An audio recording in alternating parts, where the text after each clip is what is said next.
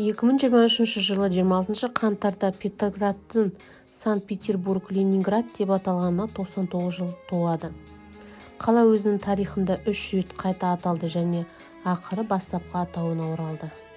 Қаланың құрылған күні 1703 жылы 16 мамырда Нева тармағында орналасқан Заячий аралында қасиетті Троица күні Петр I бекініс салған кезде саналды.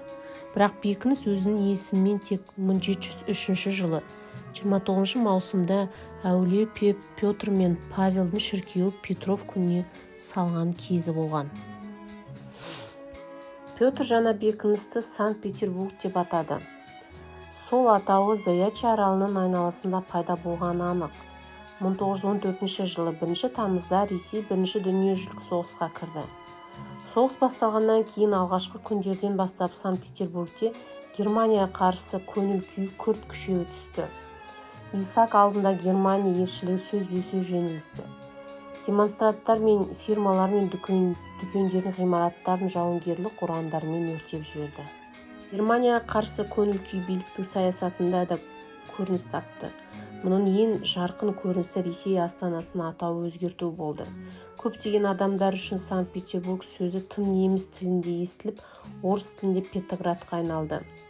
1914 жылы 18 тамызда егемен император Санкт-Петербург қаласын Петроград деп атауға ең жоғарғы бұйрық берді.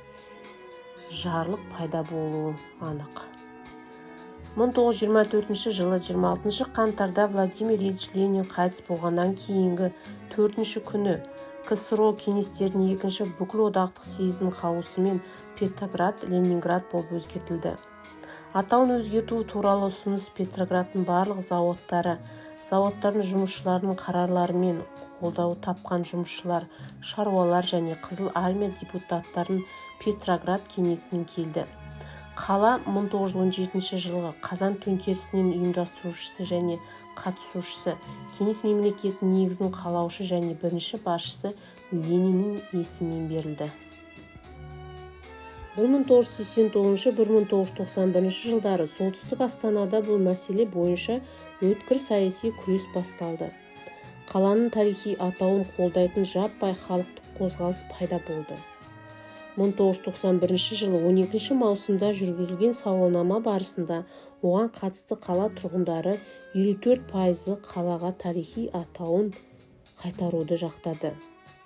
РСФСР жоғарғы кеңес президиумының 1991 жылғы 6 қыркүйектегі жарлығымен қалаға өзінің бастапқы атауы Санкт-Петербург қайтарылды.